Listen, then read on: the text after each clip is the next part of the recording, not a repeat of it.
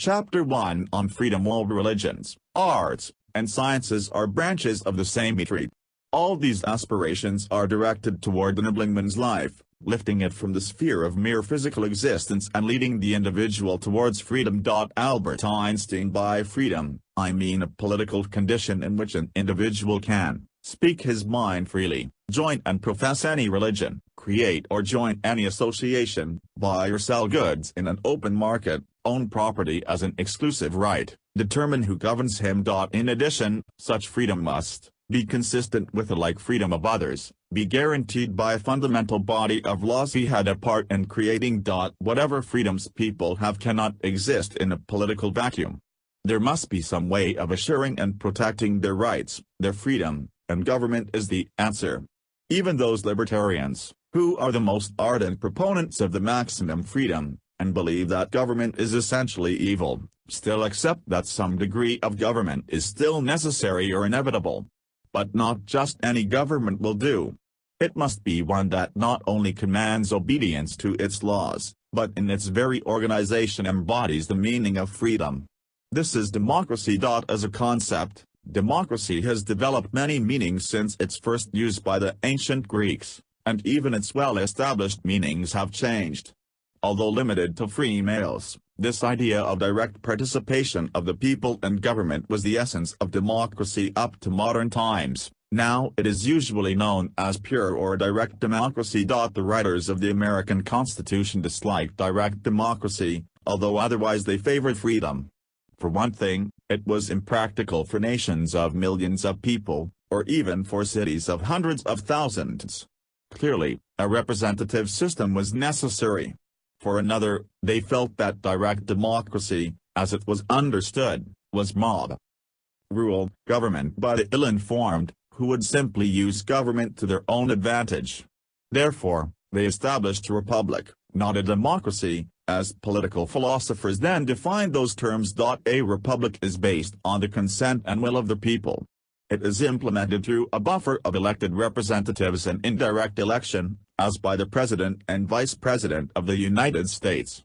An electoral college elects them, with the electors chosen by the voters of each state and their number dependent upon the number of senators and representatives each state sends to Congress. But, in the 20th century, the understanding of democracy as the direct participation of citizens has been transformed to mean any government in which the people elect their representatives, that is, any Republican or representative government. Freedom, however, may still not fully exist within a democracy. It depends on the kind of democracy. All democracies have an electoral system through which people choose their representatives and leaders, and thus give their consent to be governed and to have those representatives communicate their interests.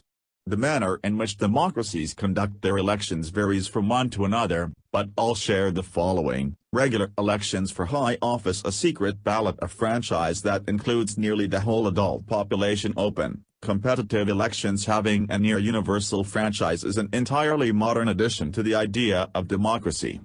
Not long ago, governments that were called democratic excluded from the franchise all slaves and women, as did the United States through much of its history. Male, black American former slaves got the right to vote after the Civil War. Women did not get this right until 1920, when Congress passed the 19th Amendment, as well as all non-slave males who did not meet certain property or literacy requirements.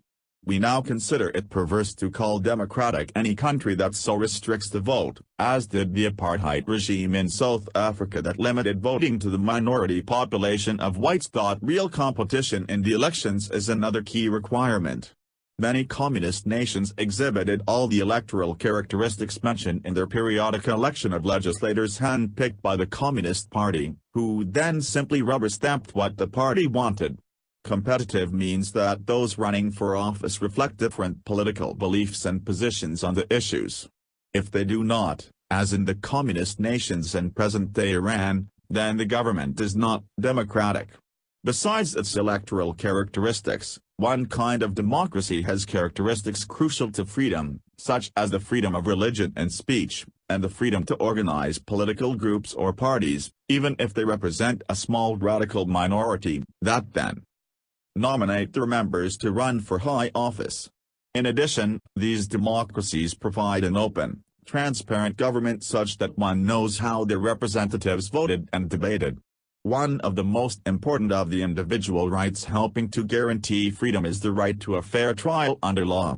Above the state there must be a law that structures the government, elaborates the reciprocal rights and duties of the government and the people, and which government members must observe when implementing policy. This is a constitution, which may be a single document, as in the United States, or a set of documents, statutes, and traditions, as in Great Britain. If a democracy recognizes these rights and the individual freedoms listed, we call it a liberal democracy. But if it has only the electoral characteristics but suppresses freedom of speech, possesses leaders that put themselves above the law and representatives that make and vote on policies in secret, then we can call it a procedural, or better, an electoral democracy. For American readers particularly, there is conceptual confusion over the term liberal that requires clarification. In the mid-17th to mid-19th centuries, political philosophers emphasized the root meaning of liberal, which is from the Latin liberalis for free man and the French libre for free. It stood for an emphasis on individual liberty, on the freedom of a people versus their government. A liberal slogan of the time was that government is best which governs least. In modern times, though, the term liberal has evolved to mean a belief that government is a tool to improve society and deal with the problems of poverty, discrimination, and monopolies, among others, and to improve public health, education, social security, the environment, and working conditions. There is no less an emphasis on human rights, a dedication that is shared by Democrats and Republicans, conservatives and modern liberals, but today's liberals no longer accept minimum government, nor do they see in the government the danger that classical liberals attributed to it. My understanding of liberal democracy, however, draws on the root definition of liberal and not its modern usage. A liberal democracy means that a people rule themselves through periodic elections in which nearly all adults can participate, they elect their highest leaders to the offices for which they are eligible, and they are governed under the rule of law that guarantees them their human rights.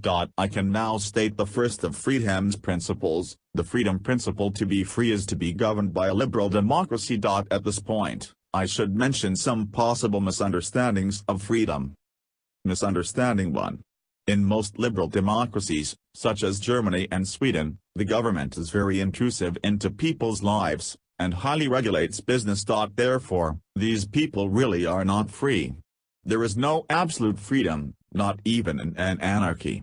Even those cultural norms and mores, which are not seen as political, are nonetheless a framework of regulation. What we can say is that if a people are able to change the laws and their governors are free to criticize the government, organize a political party, and attend a church of their choice, and these rights are guaranteed, then they are reasonably free compared to electoral democracies and non-democracies. Keep in mind that what regulations there are, what intrusions exist, are due to the political choices of a free people. One then cannot argue that they are unfree, if they continue to be empowered to change these choices.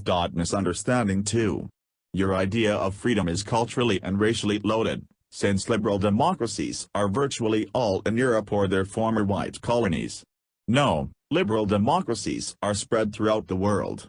There are now 31 electoral democracies and 89 liberal ones.